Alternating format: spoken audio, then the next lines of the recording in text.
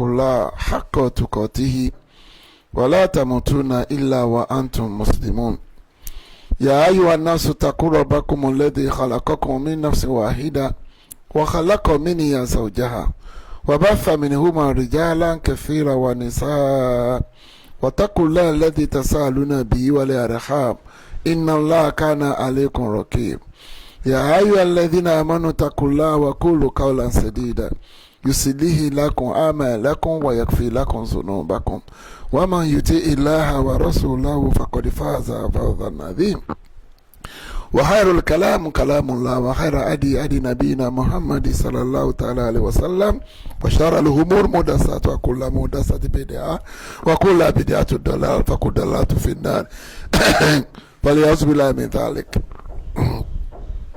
adúpẹ́ fún olúwa ọba tó pẹ́ yẹ tó kà wá kẹ́rù rẹ̀ tó mọ̀nà kó má ṣì wá lọ́nà láéláé. ọpẹ́ ní fọ́lọ́run ọba olórí tó kà wá kẹ́rù rẹ̀ tó mọ̀nà kó má ṣì wá lọ́nà láéláé. nítẹ̀síwájú lórí ẹ̀kọ́ tí à ń bá bọ̀, a sọ níjẹ̀jọ́ wípé Ọlọ́run subhanahu wa ta'ala bí ó ṣe kọ alukurani kalẹ̀ tó sọ kalẹ̀ fún Ànábì wa Muhammad sallallahu ta'ala alaihi wa sallam náà ló fún wa ní àwọn dẹ̀líl àtàwọn ìṣára.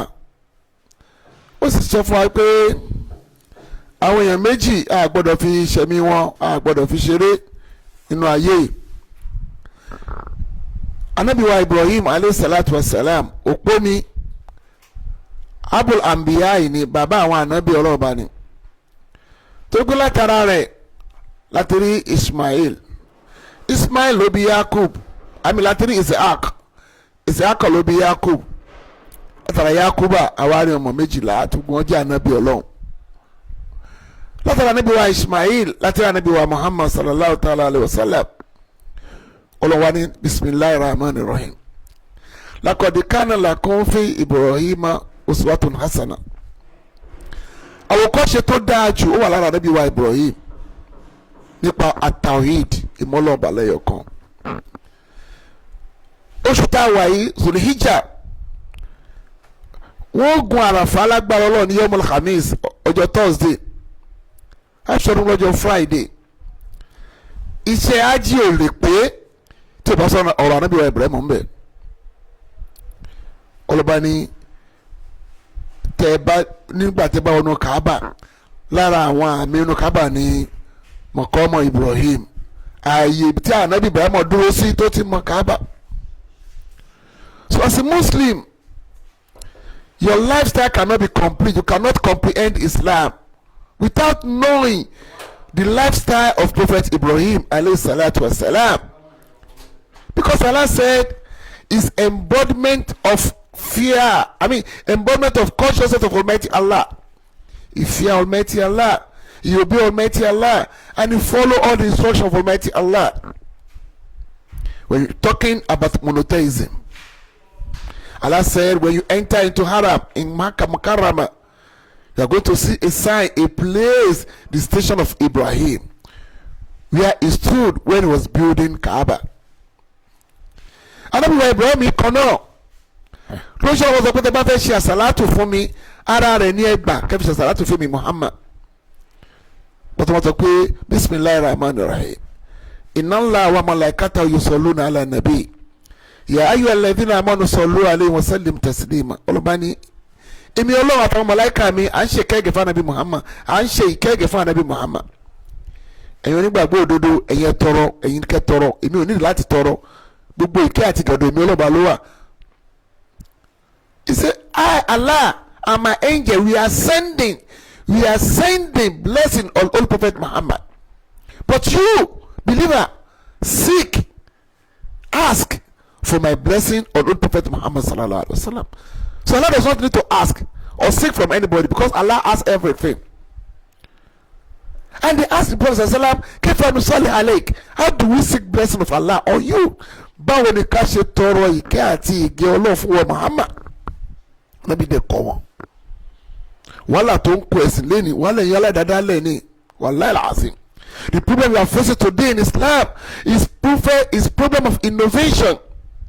What is not practiced when Prophet was alive, when his companion was alive, when the senior of the companion was alive, what is not practiced by them, they later introduced to the deen of Islam. It now caused a lot of problem and havoc. Mutana bi oshe, ton sabi oshe, ton ma sabi oshe, egbewa. Olóba ní àpẹẹrẹ dáadáa ara Ànábì Ibrahim ló wà àtàwọn tó gbàgbọ́ pẹ̀lú ẹ̀ tó sọ fún bàbá wọn jọ̀nà pé ní bàbá mi àwọn bọ́pá bọ́sẹ̀ àbá yín ṣe wọ́n bá dẹ̀ abẹ́nu náà ọ̀bẹ́nu àdáwọ̀ta wàlúbàgídọ̀ hátà yumina billahi wahada. Ó wá bẹ̀rẹ̀ lẹ́ni o ọ̀tá àti inú bí ni ó dìgbà tó bá padà wá sí ọlọ́bẹ̀ ẹ̀yọ̀ kan so ibi wá ní àlákọ̀ wà láàrin aláwo àti mùsùlùmí. Wọ́n ní wọ́n Muhammad kéfà nù sọ́ọ̀lì halek báwo ni ká ṣe ṣe àsàlátù fún ẹ ó ní mo sọ pé Allahumma salli ala Muhammadi wa ala ali Muhammadi kama sallaita ala Ibrahim wa ala ali Ibrahim wa barik ala Muhammadi wa ala ali Muhammadi kama barakta ala Ibrahim wa ala ali Ibrahim fil alamin innaka Hamidum Majid. Ẹ sọ pé Olúwa o ṣe kẹ́ àti ìgẹ̀ fún Ànábì Muhammad bó ṣe fún Ànábì wa Ibrahim àtàwọn ará ilé Ànábì wa Ibrahim. Ànábì kọ́ wọn say, oh Allah, send your blessing and salutation on Prophet Muhammad and his household as you have done for Prophet Ibrahim and his household. Utana bi kọ́ wọn nìyẹn. Ẹ wá wùtẹ́ wá kó kalẹ̀ lẹ́yìn tẹ́ ń kọ́ àwọn èèyàn tó dá wá lálẹ́ ló fi kọ́ wọn jàwé màá ní pé tó bá ṣe sàlátù fàátì ẹyọ kan ó lọ́lá ju Kùránì lọ ní 6,666. A prayer that Prince Hassan does not even know who compose it. Ànábì wọn bó ṣe ń kà kò kárí wọn sàbí ò kárí.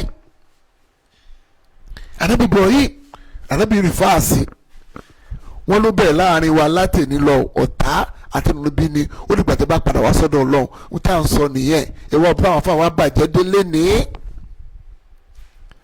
táwọn fáwọn ń lérí oògùn níta gbangba kí ló dé àwọn afẹ́ kọfí dún sọ́dọ̀ aláwo. You can see how things are going deteriorated. The people they're supposed to be they're not propagating incantation, they're not propagating voodoo. Ntí gbogbo wa gbọ́njúmọ̀ tí Yorùbá bá sọ pé tó ń bá fún ọgbọ́ lọ́gbọ́ ń gbọ́ ó ń pàṣẹ ni tó bá fún ọgbà lọ́gbà ń gbà. Wọ́n sọ pé ọgbọ́ tó ń wí yẹn ọgbọ́ yẹn sẹ̀míhùn ni ọgbà yẹn mùjíìbù ni alákòóṣe náà ń pè ní alákọ̀ọ́ṣẹ́ ibo ló ti rí yẹn. You are moving nearer to kufru. You are going out of Islam. You can not taking. Ó ń pọ̀ fún ọdẹ láti yí. Kí wọ́n gbé ẹ̀ṣọ́gun. Ànábì náà ṣọ́gun. Ẹ lọ ṣòrùka kí fi gbáyàn pa kó ṣubú. These are the problems we are facing today. People cannot make a demarcation between what Allah wants and what Prophet Sallam are enjoying us to be doing. That's why ẹ gbọ́dọ̀ mọ ìṣẹ̀mí ayé Ànábì wa Ibrahim. Ẹ gbọ́dọ̀ mọ bí Ànábì Ibrahim ṣe kíni bó ṣe lògbésí ayé. Lẹ́ni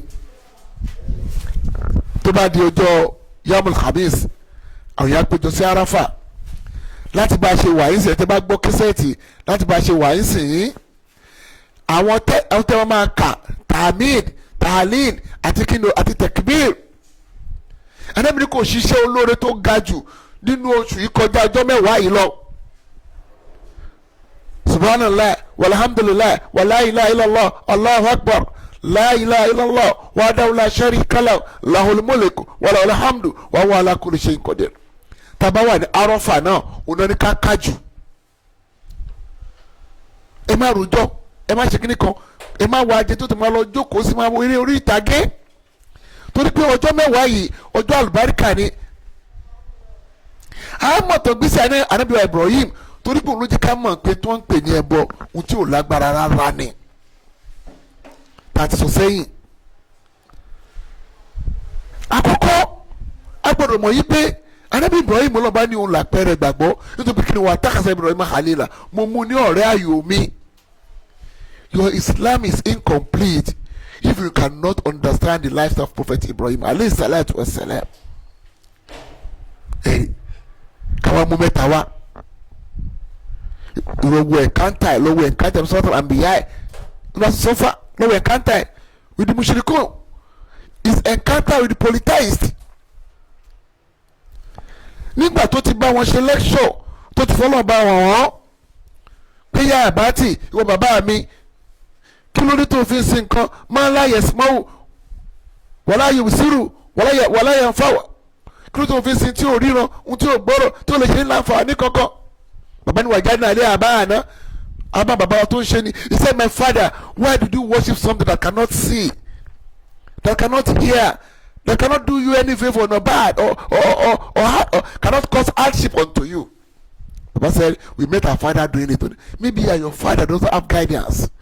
We are Baba ta ewu yìí kò sí ìmọ̀nà fún wọn. Bàbá ò gbà sílẹ̀ nu ọba ò gbà sílẹ̀ nu yẹn lásán lọ́jọ́ níjẹ̀jọ́. Ọwọ́ aṣọ́dún wà ní ìnísẹ̀kìm, I'm not following you, I'm tired. Ó wá ṣe wàá wọ síbi ó wá lọ sínú shrine wọn ó wá gbóúnjẹ dání ó wá kí wọn dá lóhùn onímọ̀ alákùn látàtìkùn kí ló dé ẹ̀ bá mi sọ̀rọ̀ ní I'm greeting you, why can't you respond? Onímọ̀ gbóúnjẹ dání oúnjẹ yìí dá ẹ̀ jẹun ní látàn wàá dá lóhùn ó ṣe wàá mú ọwọ́ ó fi gbá kan ní wọn láyà pàtàkì bìyẹ̀mí ó fọwọ́ ọ̀tún ó fi gbá kan yẹn wá ṣubú ó ṣe wàá mú àáké ó wá ṣàwọn jùsí án làwọn lè yẹ̀rì jù kọ́ lè bá àdé wá bá no car. The story is very easy. He entered to the shrine and he greeted all these idols and there's no response. He said, I have a food with me, come and eat. They do not respond. He now strike them with axe and he left the bigger one so that they can come back and see. Olóba ló fẹ́ ọkọ kalẹ̀ kọ́ lè bá a padà dé ilá kẹ̀bíra làwọn ètò tóbi jù ní wọn ó fi ilẹ̀. So láti sọ pé ẹ tó bá fẹ́ pẹran léyà kò gbọdọ̀ ní ìkókó ṣe pẹ̀lú ẹbọ rárá. Olójúbọ ni o ò ń gbé lọ sórí ìta náà ni o wọ́n ń wọ orí fún ẹ lọ́jọ́ mẹ́jọ ni o. If you want to slaughter ram, you don't have any business to do with idol worshiping. You don't have anything to do with polytheism. wọ́n ṣe ìsísọ̀ fẹ́ tẹ́ ń pè ní gbẹ́rẹ́ tó ìbéèrè òfin fa ẹ̀jẹ̀ dúdú kò lára rẹ̀. bí mo tẹ̀lé pé ẹ́ ó wà disgusting. What do we justify polytheism with monotheism? Kí ló dé kí lè fẹ́? Adébí Ibrahim practicalize ẹ̀ nígbà tó ní pé àwọn ọlọ́run wa forí kodò. Wọ́n ní ìwọ Ibrahim ṣé àwọn kìíní sọ̀rọ̀ lójú wọn náà rí nínú ẹ ṣe wá ń sìn wọ́n. Àwọn ẹ jẹ́ ká pawọ́pọ̀ o ká ran òòṣà wa lọ́wọ́ o àìjẹ́ bẹ́ẹ̀ àlèṣe kankan. They now converge. And they said, let us help our idols because this boy will go scot-free. They now decided to have a big fire. They built a fire.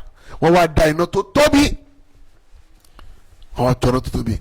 Wọ́n wá sọ ànábì rẹ̀ mọ́ wọ́n sọ síbẹ̀. They now throw him to the fire. Olùbàdàn wa kúnná yá náírà kò ní ìbáradà wa sàlámù ala Ibrahim. We now command the fire. Oh, you fire, be cool with peace for Prophet Ibrahim. Cool with peace. Kulu baridan wa salamu ala Ibrahim. And spent some days in the fire. Inoku Ibrahim kú síbẹ̀. Ọ̀rọ̀ tó tóbi ni now. The fire went off, but Ibrahim was still alive. Because the omnipotent that is control the world is still there, ever living. Ọba tó ń pàṣẹ ayé àtọ̀run ó ń bẹ́ẹ̀ ṣé ìgbà tó tẹ̀lé pé kò wá jóná ṣé ìyẹn yẹ kó mú ọkàn gbà wọ́n gbà. Wọ́n ní ìníṣà ìbú ìlàrọ̀ bíi sayadin mo ń lọ sọ́dọ̀ ọlọ́run bá mi o yóò tọ́ mi sọ́nà. He said, I'm going to my Lord, he will guide me. Allahu Akbar kabira. No guidance except the guidance of Almighty Allah. Kò sí ìtọ́sọ́nà kan àfi tọ́lọ́mọ nìkan. So ìtọ́sọ́nà ọba nìkan tọrọ. Ask for Almighty Allah guidance in all your affairs. Wa fawidu amurihi ilallah inna Allah basirun bil ibad. Put all your affairs in the care of Almighty Allah. He's competent to do it for you. Ó ní èmi lọ sọ́dọ̀ ọlọ́ba mi o, ó fi bàbá lẹ̀, ó fi ìyá lẹ̀, ó wá lọ, ó wá ṣe lọ márì, ẹ̀rì, ó wá láyà. so gbogbo táwọn náà ti máa ń gbọ́ pé wá ní tó wọ́n lọ́ bá fún un lọ́mọ wọn á fi jọ́sìn kò sẹ́rì fún ẹ mẹ́ka dára láàmú. there is no any reference to it that say wàhálà if you give me a child I'm going to do that child for a sacrifice. No. there is no authentic hadith to back it up. ohun tó kàn án Kùránì ni pé ó ní yá bunayya ìwọ ọmọ mi ìní àárọ̀ àfihàn manami àní asbauka fàṣọdúnmọ́ sàtàrọ̀. Oh my son, I saw it in my dream that I'm slaughtering you. What did you see to it? Allah Akbar kabira. Kí bàbá pọ̀ ọmọ pé ọmọ mi mo lọ́la pé mo ń dún bẹ́ẹ̀ kí ló rí sí. A ní bàbá mi lọ sùn padà. Go and sleep back, go and sleep. Abẹ́ lo ogun oorun ni. It's not possible. But a submissive father was talking to a submissive child. Bàbá tó gbà bàfọ́ lọ, ó sọ fún ọmọ tó gbà bàfọ́ lọ. He said, what do you see to it? I saw in my dream slaughtering you. ọmọ ní yá àbátì bàbá mi if aluma tomorrow sataji duni inshallah mina sabiri. bàbá mi ẹ lọ ṣe tọ́lọ̀bá ní kẹ́ṣe ẹ bá mi lọ́mọ oníṣòro. go ye and do what Almighty Allah command you to do. You are going to meet me as a submissive child. ọwọ́ àmú ọmọ náà fẹ́ dún bẹ́ẹ̀ adékọ̀bẹ̀ márùn-ún ọ̀rọ̀ léyà nìyẹn o. tó wọn fẹ́ràn léyà mutí tó fi ń ṣàsùn tó ń pa àwọn àlè síbẹ̀ tẹ́jọ́ ń jẹ tó ń lọ lu jìbìtì kò lè bá rówó tó ń lọ purọ́ kò lè bá rówó. ọlọ́ba ní wafadainahu bisibin azim wafadainahu bisibin azim àwa fi pààrọ̀ fún agbo watarakna fil akhirin àwa gbé kalẹ̀ fún ọ tó ń bọ̀ lẹ́yìn sálámù ala Ibrahim aláàfin mi ọlọ́ba kó máa bá ànábì wa Ibrahim. That is it. Allah said we ransom it with a ram. We don't want him to kill his child because Allah does not want us to kill ourselves. We ransom it with a ram. A fi àgbò rọ́pò fún. Àwa fi sílẹ̀ fún ọ tó mọ̀ pé ẹ̀yin náà máa fi justify àwọn Ọlọ́run ọba lọ́dọọdún. That is the genesis of slaughtering ram. Sọ tó máa ń pàtó kan pé àwọn àgbò méjì ló wà ìkálápadà sí búrò lè bá wọn gbogbo yẹn fàbú ni it stays by moonlight. What is written in the Quran and the Hadith is that Allah ransomed Ismail with a ram. So bó ṣe lọ nìyẹn nígbà tó win àwọn aláwo tí wọ́n fẹ́ pa tí wọ́n rí pa tí wọ́n sọ sínú náà tí náà ò jó láṣẹ wá ní kó lọ ṣe kíni kó lọ àwọn fẹ́ pọ̀ ọmọ rẹ̀ orí lójú àlá. So if not a total submission, who can do it? Ta ló lè ṣe? Tọmọ jọ ọ lójú tàtúrò ọmọ jalè tàtúrò ọmọ parọ́ tàtúrò ọmọ lu jìbìtì ọmọ mi gbọ́dọ̀ lọ́ọ̀lù òyìnbó gbọ́dọ̀ ṣe kíní kankan. We engage in fraud. We scam people because of our children, because of our siblings. Ibrahim, Khalilur Rahman, the intimate friend of Almighty Allah. Wá gbé lárugẹ mọ́ àwọn tẹ́ ẹ̀ mọ̀ àwọn tí ò ní pọ̀kan lọ́dọ̀ Ọlọ́run lẹ wá gbé lárugẹ. Ẹ̀tọ́ ọba gan sọ pé òun mú ní ọ̀rẹ́ ayò. Allah said I took Ibrahim to be my intimate friend. Kọ́ gbàgbé sí ayé ẹ̀ bó ṣe dúró ti Ọlọ́run torí wàhálà lọ́dọ̀ ọba kò wà defeated lọ́dọ̀ àwọn òbí ẹ̀ kò wà defeated lọ́dọ̀ àwọn alówó kò wà defeated. He stay strong, he stay firm. Bùkátà mélòó ló ti kojú wọlé ni àdéhùn mélòó ló ti nílé ni tó ti yà ìgbà tí mùsùlùmí ní tẹ́lẹ̀ àwọn tí wọ́n á di Christians ìgbà tí wọ́n ti wàhálà olórí àtàwọn sọ̀rọ̀ jẹ́ actor which moral do you have? Say I'm a Muslim before but now I'm a Christian. You better go and be a pagan. What's the difference between the Christian and the pagans? We are talking of total submission to the will of Almighty Allah. You are going to be tested. No student get promoted without examination. No student get promotion without an examination. Nínú kò lọ́dọ̀ lọ àfikà dán ẹ̀wò káwọ́ gbàgbọ́ ẹ̀wò tí báyìí náà la wáyé. Ọ̀tọ̀ tí wọ́n fi wá bá yẹn àfa àtàfẹ́ wá bá náà tí wọ́n á jẹ́ aláwo pọ́nrán. Ẹ̀jẹ̀ lẹ́bọ̀.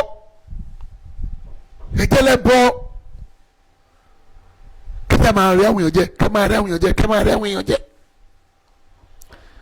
Owó lọ́ba ṣe ṣègbésẹ̀ ayé ànábì Ibrahim. Wọ́n lọ́ba nígbàlẹ́ gbẹ̀rún máa padà wá fún ní Isahaka náà fi látà. Mo tún wá fún ní Isahaka kó jẹ́ èrè fún. Isaka wá bí Yakuba bí ọmọ 12 bẹ̀lẹ́tẹ̀rẹ̀ náà bí Yusuf àti Bunyamin. They are one of the greatest family in the whole world because their forefather stood by Almighty Allah. Ta ló lẹ́tọ̀ọ́ láti pẹ̀rọ mùsùlùmí tó ṣaláwo tó ti bàlágà kò ṣe age. Bàlágà means he can menstruate as a woman, he can ejaculate as a man. Obìnrin ló lọ́wọ́ ó lè pẹ́rọ ó lè pa lọ́dún kó má pa lọ́dún tó ń bọ̀ kò ń ṣọ̀rọ̀ pé kó má pa lọ́dún ọdún tó bá lówó lọ́wọ́. It's not compulsory that you kill every year if you don't have the money. The first prerequisite, you must be a Muslim. Ẹ tó bá ní mo ṣe sọ láàárọ̀ Ẹlẹ́mà TV, ẹ tó bá ní ojúbọ kò lè pẹran léyà, ẹ tó bá ń bọ lọ́sẹ̀sẹ̀ kò lè pẹran léyà. You must be sane. You must not be an insane. Làákàyè gbọ́dọ̀ pé gbọ́dọ̀ jẹ́ wèrè. Wèrè ò lè pẹran léyà. Bákan náà gbọ́dọ̀ jẹ́ ọmọlábí gbọ́dọ̀ jẹ́ ẹrú. You must not be a slave. You must be a freeborn. Àwọn táyà ní kó pẹran léyà ni àkókò bẹ́ẹ̀ ni pé gbọ́dọ̀ jẹ́ mùsùlùmí. Kírísítẹ́nì ò lè pẹran léyà, aláwọ̀ ò lè pẹran léyà. Kódà tó máa fún ẹ lẹ́ran tó wà náà fi pẹran léyà máa jẹ́. Do not eat meat, ram, cow, camel killed by the idolaters. If you are fearing them tó bá ń bẹ̀rù wọn gbà á kó fún àmọ́là tó ń tọrọ owó. Because they are not killing rams for festival. They are killing for their own enjoyment. Because the first quality they don't have, they do not submit to Almighty Allah. Allah wo ṣara wa ṣe kankan náà. Tí wọ́n pẹ́ kó lóra tó wà ní àwọn míì máa lùlù lọ ní wọ́n lùlù lọ sí ìdí wọ́n lùlù bọ̀ pẹ̀lú gángan pẹ̀lú dòdò pẹ̀lú ṣẹ̀kẹ̀rẹ̀. It's not part of Islam. Ẹ gbé ọlọ́ba tóbi lọ ẹ gbé tóbi bọ̀ ní. Subhanallah walhamdulillah wala ilaha illallah Allahu akbar wala hawla wala quwwata illa billahi al-aliyyil azim. Allahu akbar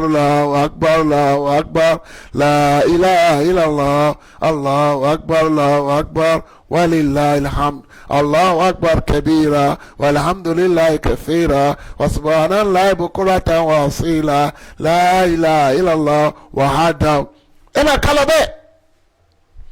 You praise Almighty Allah, you glorify His name, you ask for forgiveness. Subhanallah walhamdulillah astaghfirullah la ilaha illallah. Subhanallah walhamdulillah astaghfirullah la ilaha illallah. You don't need to be singing and dancing. Any music accompanied by drumming is totally haram. It's not forbidden in Islam.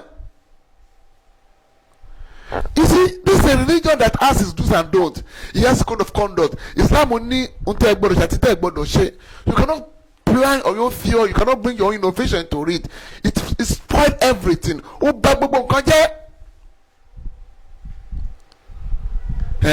Tẹ̀gbí ìtànà bí n ṣe tó gbọ́ mọ ẹkún jọ ọdún ọmọ ànábì kan kò kún jọ ọdún. Báyìí ṣe kọ́ gbọ́ tá a máa ń sọ tẹ́lẹ̀ náà nìyẹn. Bring us their date. Let us see the proof. None of his sons died on the day of Eid. None of his sons. That's why he make 7 takbir, second one, 5 takbir. No. Bí ṣẹ̀dá ṣe bí kalẹ̀ nìyẹn. Kalẹ̀ bó ṣe mistake ìjọ kan ni kò ní ṣe ní kejì mọ́. So there's no reference to it. There's no reference to it. Mo sọ lẹ́ẹ̀kan náà pé wọ́n ní àgbò tó ní àpadà sí bóòlì báwọn láàfin pẹ̀rọ ní irọ́ ni. Irọ́ ni. Ẹ̀jẹ̀ ẹran kí wọlé, ó ń wọlé, ètò kùlẹ̀ ní lókè yẹn. All these things. So learn the lifestyle of Ibrahim. Because if you don't know his lifestyle, you cannot comprehend the lifestyle of Holy Prophet Muhammad. Ìgbésí ayé tó gbé náà ni Ànábì Muhammad náà gbé ibẹ̀ Ànábì náà gbésẹ̀ lé lórí. Olùgbésẹ̀ lé lórí. Gbẹ̀tẹ̀ Ànábì tó fẹ́ rọ àlábàwọ̀ ẹlẹ́wọ̀n. Ó lè mi ti gbé àwọn ẹlẹ́bọ̀ jìnnà mo ti tẹ̀ lójú ọ̀nà bàbá mi Ibrahim. I do not have anything to do with idol worshipper. Because I follow the footsteps of my forefather, Prophet Ibrahim alayhi salatu wasalam. That is it. Àlejò máa gbélé kan náà, àlejò máa ṣe kan náà, àlejò ṣẹbọ kan náà. When Prophet was alive, the man can offer to the Prophet sallam. Wọ́n lọ bá Ànábì pé ìwọ ṣe Ọlọ́run. Ọ̀rọ̀ wa ìmọ̀ ẹ̀kọ́ máa di wàhálà. Jẹ́ abẹ́ lọ sí ìdí. Talabale fẹ́ sọdún kó náà bàbá lọ sọdún. They make an offer that let us follow you to eat grand, to join you in worship. So when I want to do our own celebration, you should come and join us. ọlọ́ba ní lakum dinukum waliya din. Your religion for you, why my religion for me? So there's nothing we can do together. No. Ó máa ń bà nínú jẹ́ kárí àwọn a known idol worshiper, a known atheist, a known polytheist having saying in Islam, òun máa yẹ imam, òun máa sọ pé bàbá ẹni kẹ́kírun, òun máa fọwọ́ lálẹ́ ní mọ́láṣí. Someone that has no authority, has no place in the mosque, was given order. If the matter ni, by the time you come, you invent, you introduce a title belongs to the idol worshiper into the mosque because of money. So let us do it right. What is worth doing at all is worth doing right. Ẹ má gbàgbé ká máa ṣe ọ̀pọ̀lọpọ̀ askar láti jọ Wednesday láti bẹ̀rẹ̀. A lè gbàgbé lọ́la Monday ní kágbáwẹ̀ bí òye ti Monday ká máa ti sùn ní ìjà. Àwa ti ẹ̀gbà lọ́la àgbà lọ́tùnla ká make sure pé àgbàwẹ̀ níjọ́ Thursday. Nítorí pé ẹ̀ṣẹ̀ odidi ọdún méjì ló máa parẹ́ fún wa. It's going to erase 2 years sin. The past and present year. So ká gbìyànjú ká ṣọdún bọ́lọ̀ bá ṣe fi kọ́ ànábì wa Muhammad. Ká má ṣe fẹ́ inú torí pé onífẹ́ inú ọlọ́bàláyà náà lẹ́ ẹ̀sán mọ́ni tàbá àwa. Afọ́n tí a sọ bẹ́ẹ̀ ó ní kò ní rí àgbéga ẹ̀ tó máa ń tẹ̀lé fẹ́ inú. Sọ́dọ̀ bá dẹ̀ sọ pé wàlúbùdùnà àwọn ẹran tá a ní kẹ́pa kẹ́fi ṣe ẹran léyà. Bí kẹ́tẹ́kẹ́tẹ́ ràkúnmí ò sí ń bẹ̀ o. Donkey is not among. Like camel, like cow, like ram, like sheep, like goat. Kẹ́tẹ́kẹ́tẹ́, màálù, àgbò, àgùntàn, àtòbúkọ̀. Ọlọ́mọ tẹ bá tò wọ́n, tẹ bá pa wọ́n, nígbà tẹ bá fẹ́ gbẹ wọn lélẹ̀ tẹ pa wọ́n. Fásikúrú ismọ̀lá àlẹ́. Ẹ dárúkọ èmi ọlọ́ọ̀ba lé wọn lórí. Nítorí ká má jẹ ẹran tó bá pa lórúkọ mí nìyẹn o. Láti sọ pé ẹran Easter ni o, ẹran Christmas ni o, ẹran ọdún Ògún ni o, ẹran ọdún Ẹ̀yọ̀ ni o. Lẹ́tọ̀ọ́ láti jẹ torí pé wọ́n dárúkọ ọlọ́ọ̀ba sí. They do not slaughter those ram for the cause of Almighty Allah. Either for Easter, for Christmas, for Egungun, for Ẹ̀yọ̀, for whatsoever. Ọlọ́ba ní first Christmas láyà lẹ́yìn ẹ dárúkọ èmi ọlọ́ba kẹ́ tó dúnbọ̀ àwọn ẹran yẹn. Pípẹ́ máa dárúkọ tó ní ẹran alájà sàfúrà rẹ o, ẹran alájà mọ́rílì rẹ o, ẹran alájì kàmọ́rù rẹ o. No. You don't need to mention the name of the owner of the ram on it. Just say Bismillah, Allahu Akbar. And slaughter them. Ọlọ́mọ tẹ bá wá pa wọ́n ẹ̀jẹ̀ ń bẹ̀. Eat from it. Do not distribute everything. Ẹ má pín gbogbo ẹ̀, ẹ má gbogbo ẹ̀ ṣe sàrà. Ẹ wá fún àwọn kọ́níà àwọn tí wọ́n ní àyọkọ̀ tí wọ́n ní tọrọ, give them portion. Those who will not ask, they were contented but they need it. Ẹ wá fún àwọn mùtárà àwọn tí wọ́n máa tọrọ ẹ fáwọn náà. Ask those who will ask, the beggars. Ẹ tó bá pẹran kí tó fún yàn lẹ́ran. O fún ẹ tó pẹran lẹ́ran, o náà tó fún ẹ náà lẹ́ran. No. You give it to the less privileged. You can divide it into 3. Keep one for yourself, distribute the remaining 2. A máa ń jẹran léyà, a lè tọ́jú ẹ̀dọ̀sẹ̀ kan tí o bá ti bàjẹ́ kò sígbà tá a lè jẹ́ dà. Ẹ̀rí ọlọ́ba ní èmi ọlọ́ọ̀ba láyà náà lálùhómù wàládìmọ̀ àhùwà. Èmi ọlọ́ọ̀ba kì í mú ẹ̀jẹ̀ mi kì í jẹran. Wàlákì yànnà lùlá àtàkùn àlámì. Mo tẹ́ mi ọlọ́ọ̀ba bùkátà lọ́dọ̀ yín. Kí ni mo bùkátà lọ́dọ̀ yín? Ó náà ní bẹ̀rẹ̀ Ọlọ́run. What I expect from you is your consciousness, is your steadfastness. I do not drink blood nor eat flesh. Quran 22 verse 73 to 74. I do not drink blood nor eat flesh. Tẹ bá rẹ ẹran ẹ bó ṣe tóbi tó ẹran tó fowó tẹ́tẹ́ rà, ẹran tó fowó gbóra owó ọtí rà rárá o, ẹran tó lu jìbìtì tó fọ gíláàsì mọ́tò. No, from your hard-earned money. That is it. Ọlọ́ba lèmi ọlọ́ba mi mú ẹ̀jẹ̀ mi ìdẹ̀ kì í jẹran. Wàláàkì àná lò látàkùn àlàmì. Ntí mo fẹ́ lò náà ní bẹ̀rù ọlọ́ba tó ń bẹ lára yín. So kill ram according to your capability. your affordability, whatever you can afford, it's okay. Not the size of your RAM that Almighty Allah needs, but your consciousness is fear that is your mind, that you use the money to kill the RAM for Almighty Allah. Wíwílé Allah ti mọ̀ torí pé ọdún náà máa ń pè ní Idil Kabir, ọdún ńlá náà máa ń pè. Tìbí Idil Fitri, ọdún ìṣínú, ọdún ìtúnú. Káláwà ní ájì ń sìn ní àṣẹ Takbir. Alọ́sọ̀kọ̀ alákọ̀ọ́kọ́ first day okùn méje, second day okùn 14, third day okùn 14. Àbí 21, 777, make 49. So every right every òrùkálà ń kírun nínú mosque nísìn alẹ́tọ̀ láti máa ṣe kò jẹ́ lẹ́yìn iléyà nìkan àbíjọ iléyà nìkan. No, we have the right to be doing it as from 1st of Zulhijjah. Allahu Akbar, Allahu Akbar, Allahu Akbar, La ilaha illallah, Allahu Akbar, Allahu Akbar, walillahil hamd. We're supposed to be doing it every end of our salat. Every end of our salat. Not only when we observe Salat al-Eid. No.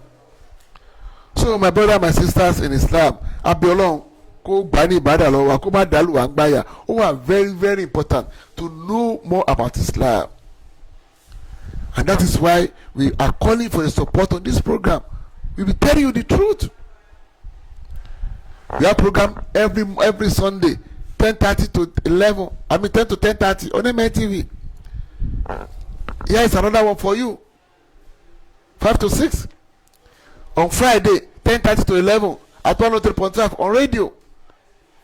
Just to educate you, just to enlighten you, just to put on the right path to know what is Islam. We tell you, Shenijo Jimon, you. Lagumera wa dagumo kala, lórí 103.5. Yeta ìṣẹ̀lẹ̀ ọba náà ṣe agumọ̀ dagumefa. Àti láàárọ̀ lẹ́mọ̀ TV.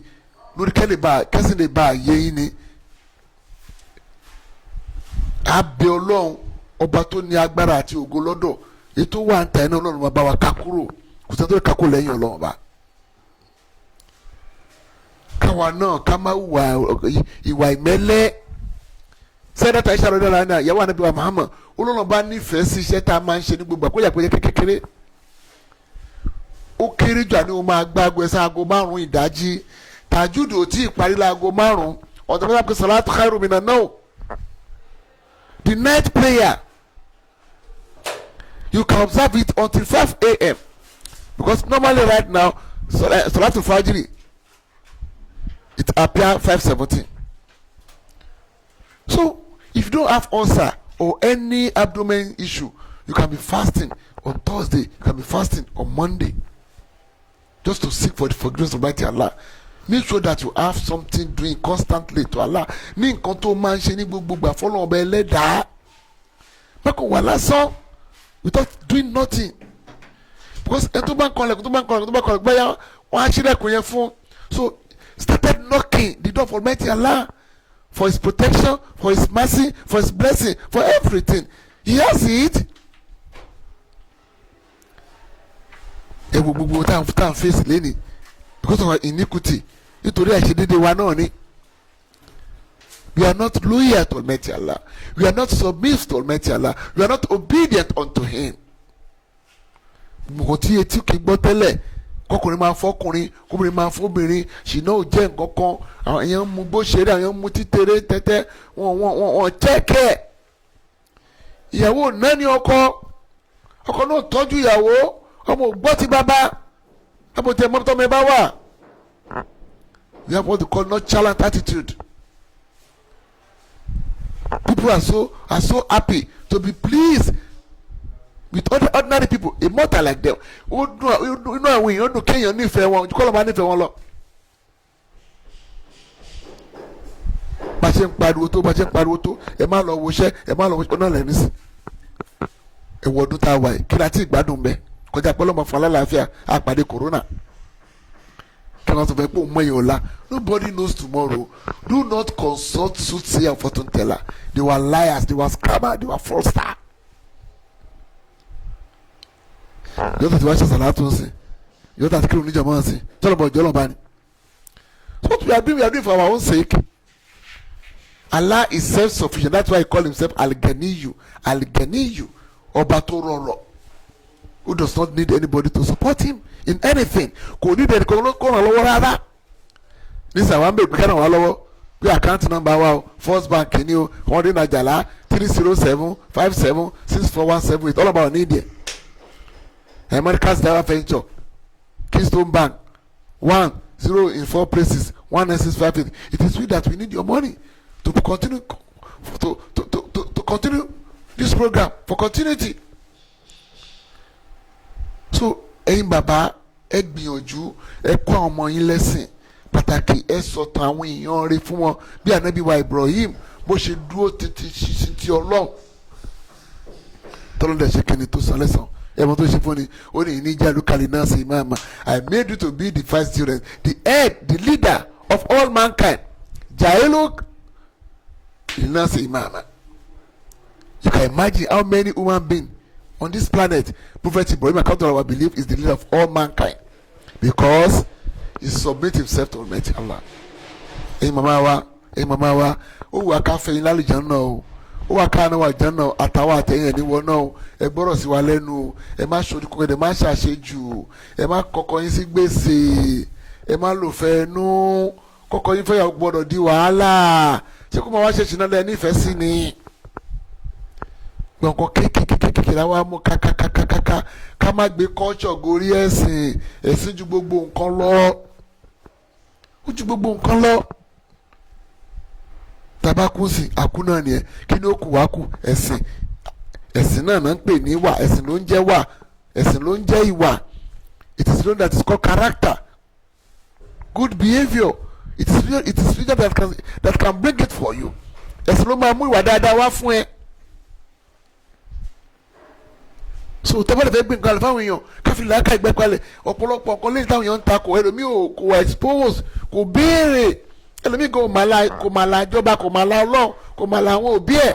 He does not know the demarcation between Allah and Nigerian constitution and his parents. So people dey condemn anything condemnable. Ntí o bá jẹ́ tọ̀dọ̀ wọn kò dáa náà ni ẹlẹ́yà tó ṣe bàtà wọ́n tún condemn ẹ̀ ṣé kó máa lọ tọ̀rọ̀ kókò wà ń lé kókò máa bọ̀. Ẹni ó sì máa jẹ́ kí BBC tàbí kíló ṣóṣíjú ni kí ló dé gbogbo kọlẹ̀ máa ń condemn gbèsè ayé yìí. The past women, they were productive, they were nurses, they were doctors, they were teachers, they were farmers, and they have wealth. That's why Allah said, when you take in a zakat, and female that pays zakat, if you don't have money, how are you going to pay zakat? All about the woman to say zakat. She don't believe woman zakat in it. I want some woman to say bata. Peleha, et to condemn because you might be a sita. She only come in my jáde rárá ni. Àbí kan jáde pẹ̀lú aṣọ ọwọ́. Ó lè dẹ̀rọ tọ́jú wọn yìí, lẹ́fì ẹ̀jẹ̀ ọmọ lẹ́yìn. Ẹ wọ́n ní brain, ẹ̀ fẹ́ kó tó lo brain yẹn. Bákan náà àjọ náà nìyẹn.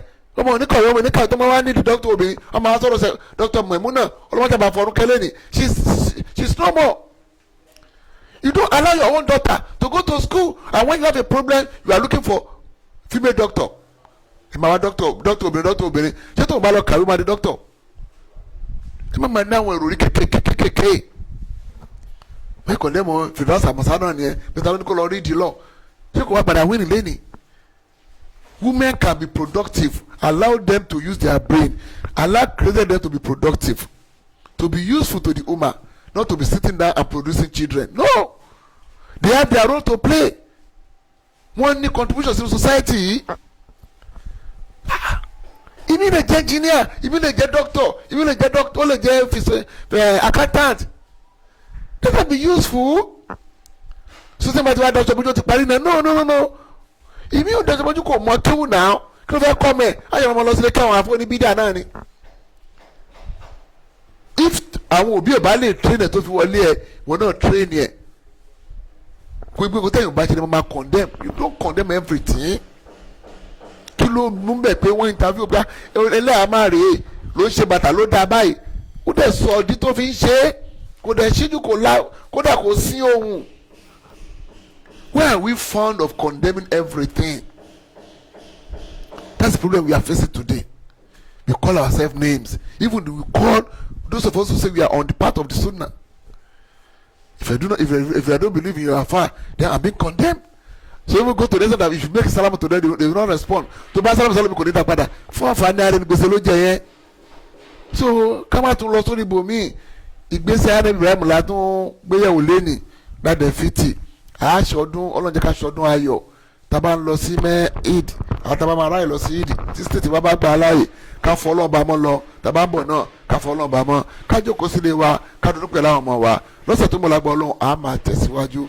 Our state, the state that allow them to go for the Eid, make sure that you go to Eid by celebrating the name of Almighty Allah, by praising Almighty Allah, by going, and when you are going and when you are coming back. Inshallah, next week we shall find another beautiful topic to educate our listener. We met Allah, make it easy. Lágbára Allah lọ́sẹ̀ tó ń bọ̀, àtúmù nǹkan míì wá láti wá fi kọ́ ẹ̀yin olùtẹ́tí gbọ́ wa ní ètò. Subhana rabbika rabbil izzati amma yasifun wa salamun ala al-mursalin walhamdulillahi rabbil alamin. Kazu dawati lalahi wa sunnati rasulihi nadiru nasa ila al-khairi nadiru nasa ila al-janna nuhibuhu amirana nuhibuhu asatisana nuhibuhuma walidaina Allahumma irhamna nas'aluka ya Allahu iftah lana ilma iftah lana hikma wa hafiz lana amiruna wa nahnu natlubu limadina لكي نجع في الآخرة لكي نكون مع محمد رسول الله في الجنة اللهم انصر المجاهدين في كل مكان وثبت أقدامنا وانصرنا على الكافرين Kazu dawati lalahi wa sunnati rasulihi nadiru nasa ila al-khairi nadiru nasa ila al-janna